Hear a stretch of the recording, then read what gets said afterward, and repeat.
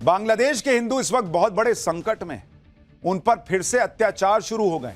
बांग्लादेश में कट्टरपंथी गुंडे तो खुलेआम घूम रहे हैं, लेकिन हिंदुओं के लिए आवाज उठाने वालों को जेल में डाला जा रहा है। हिंदू संतों पर देशद्रोह के केस किए जा रहे हैं, कृष्ण भक्तों पर अत्याचार हो रहे हैं।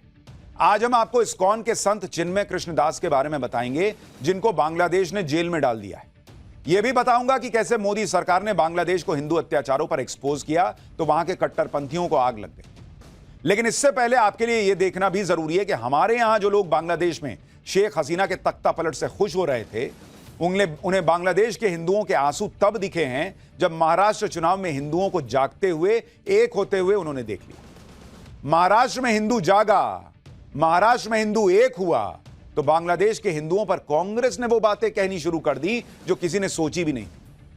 भाई कांग्रेस बयान जारी कर रही है, भाई नेता बोल रहे हैं यहां तक कि गजब तो तब हो गया जब कैंडल मार्च निकल गया। ये सब तब क्यों इन्हें याद आया जब बांग्लादेश के हिंदुओं का खून 3-4 महीने से बह रहा है। अब तो बांग्लादेश में हिंदुओं के साथ हद ही हो गई, वहां पर हिंदू संतों को जेल में ठूसा जा रहा है। वहां की नई सरकार कट्टरपंथियों के आगे टोटल सरेंडर मोड में। पहले देखिए कि बांग्लादेश में हिंदुओं के साथ क्या हो रहा है, फिर कांग्रेस ने क्या किया, ये हृदय परिवर्तन कैसे हुआ, सब समझाऊंगा। पहले बांग्लादेश को देखिए। बांग्लादेश में हिंदुओं पर हमले की और भी तस्वीरें हैं जिसे आप देखेंगे तो कांप जाएंगे, वो आगे दिखाऊंगा। पहले यह देखिए कि कांग्रेस ने बांग्लादेश में हिंदुओं पर हो रहे हमलों पर क्या कहा। कांग्रेस मीडिया सेल के हेड पवन खेड़ा ने बयान जारी किया, कहा कि कांग्रेस बांग्लादेश में धार्मिक अल्पसंख्यकों के सामने आ रहे असुरक्षा के माहौल पर गहरी चिंता व्यक्त करती है। इस्कॉन संत की गिरफ्तारी इसका ताजा उदाहरण है। कांग्रेस को उम्मीद है कि भारत सरकार बांग्लादेश सरकार पर जरूरी कदम उठाने और अल्पसंख्यकों के जीवन और संपत्ति की सुरक्षा सुनिश्चित करने के लिए दबाव डालेगी। पहली बार इस तरह से बांग्लादेश के हिंदुओं पर कांग्रेस ने कोई बयान जारी किया है। आज कोई पहला हमला नहीं हो रहा हिंदुओं पर, लेकिन कांग्रेस पहली बार बयान जारी कर रही है। नहीं तो पहले ये लोग इस पर ज्यादा बात ही नहीं करते थे। क्या ये महाराष्ट्र के चुनाव के नतीजों का असर है, जहां हिंदू एकजुट हो गया और हिंदुओं ने बता दिया कि हिंदू जाग गया तो फिर तूफान आ सकता है, तो अब कांग्रेस पार्टी को यह बयान जारी करना पड़ रहा है। शायद हिंदुओं के जागने का ही डर है कि कांग्रेस को अब बांग्लादेश के हिंदुओं पर बोलना पड़ा है। कांग्रेस की नई नई सांसद बनी प्रियंका वाड्रा ने भी बांग्लादेश के मुद्दे पर अपनी राय रख दी। प्रियंका वाड्रा ने कांग्रेस के ही ट्वीट को शेयर करते हुए लिखा कि बांग्लादेश में इस्कॉन टेंपल के संत की गिरफ्तारी और अल्पसंख्यक हिंदुओं के खिलाफ लगातार हो रही हिंसा की खबरें चिंताजनक है।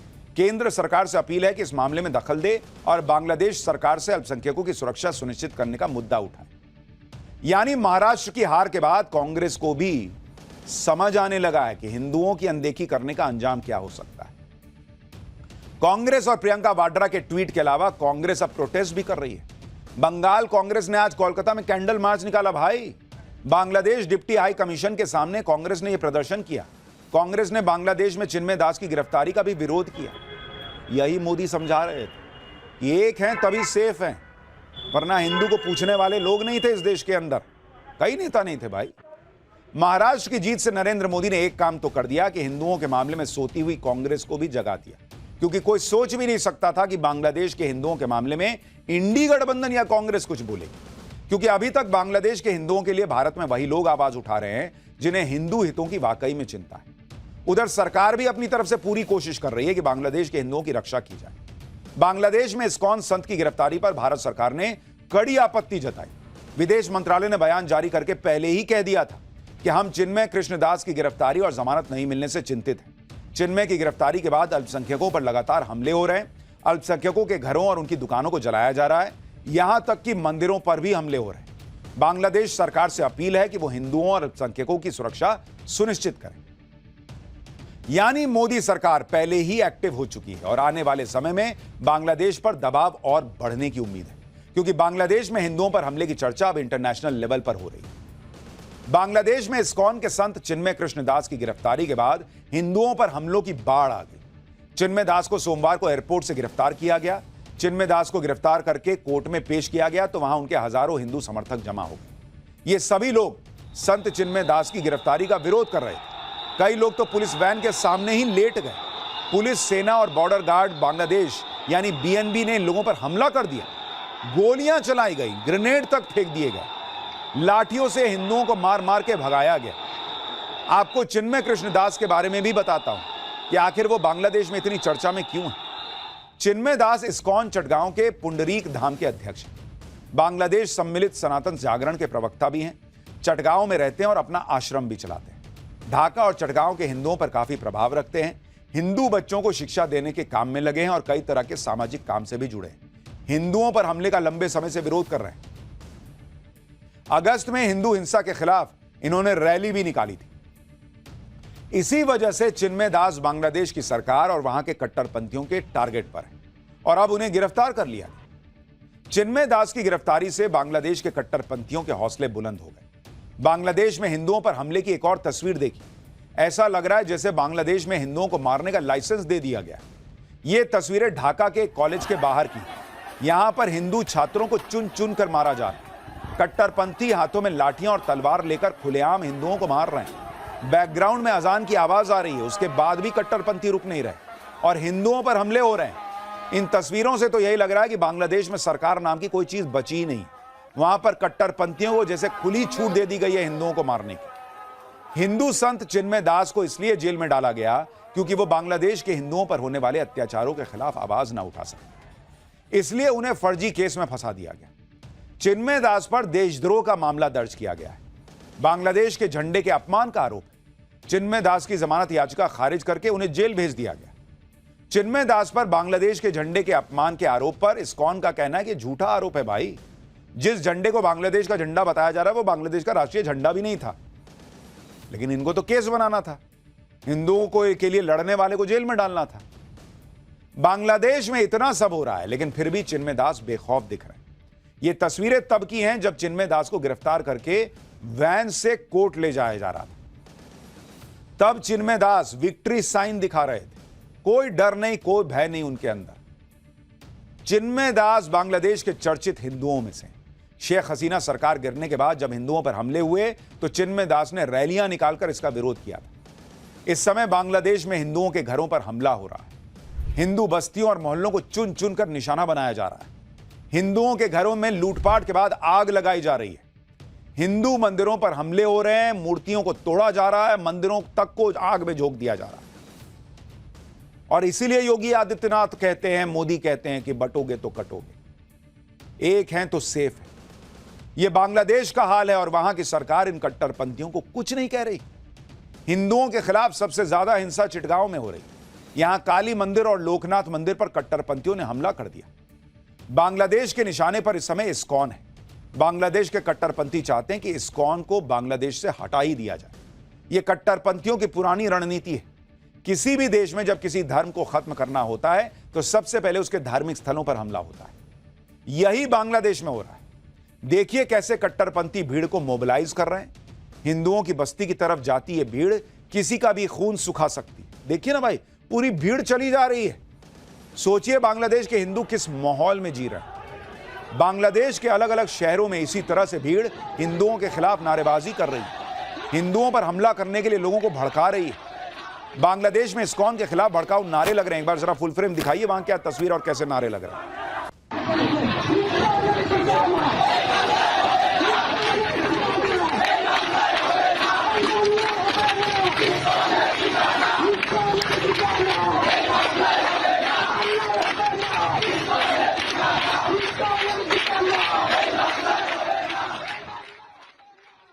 सिर्फ नारे ही नहीं लग रहे, कहा जा रहा है कि इस्कॉन से जुड़े लोगों को खोज खोज के मारा जा रहा है। कुल मिलाकर बांग्लादेश में इस समय हिंदुओं का यह हाल है कि पता नहीं कब क्या हो जाए, कहां से हमला हो जाए, क्योंकि बांग्लादेश में तो हजारों की भीड़ के सामने हिंदुओं और इस्कॉन पर हमला करने के लिए साफ साफ कहा जा रहा है। सुनिए एक बार।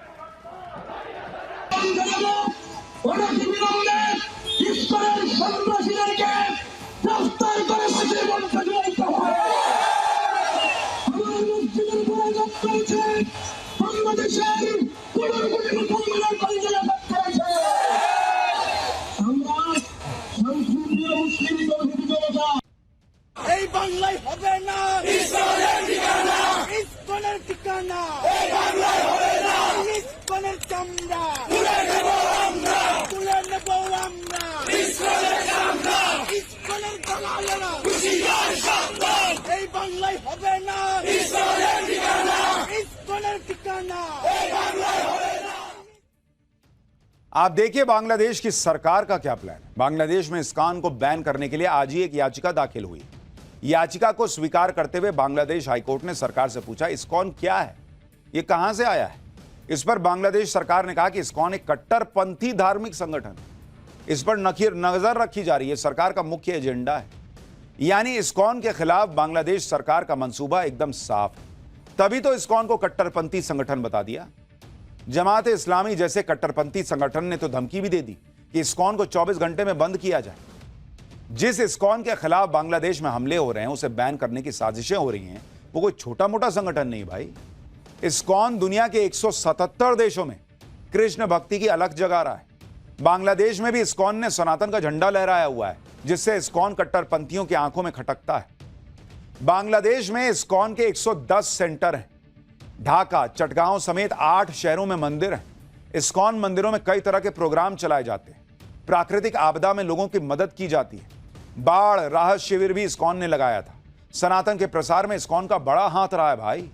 और दुनिया भर को यह कट्टरपंथी संगठन नहीं दिखता, सिर्फ बांग्लादेश को दिख रहा है। और जो वहां लोग इनको मार रहे हैं, आग लगा रहे हैं, वो कट्टरपंथी नहीं है।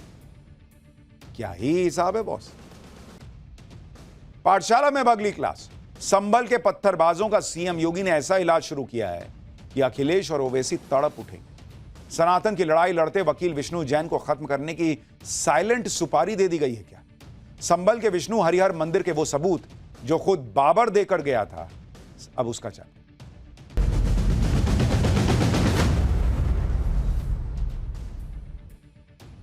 उत्तर प्रदेश के संभल को लेकर कुछ लोग मुसलमानों के नाम पर खूब छाती पीट रहे हैं। हमदर्दी दिखाकर इनके बीच मुसलमानों के रहनुमा बनने की होड़ लगी है भाई। लेकिन योगी ने भी क्लियर बता दिया कि कितना छाती पीटना चाहते हो पीट लो। पत्थरबाजों और दंगाइयों को तो छोड़ूंगा नहीं, सबका इलाज होगा, सबका हिसाब होगा, क्योंकि कानून व्यवस्था से कोई खिलवाड़ योगी बर्दाश्त नहीं करते। यह उनका ट्रैक रिकॉर्ड है।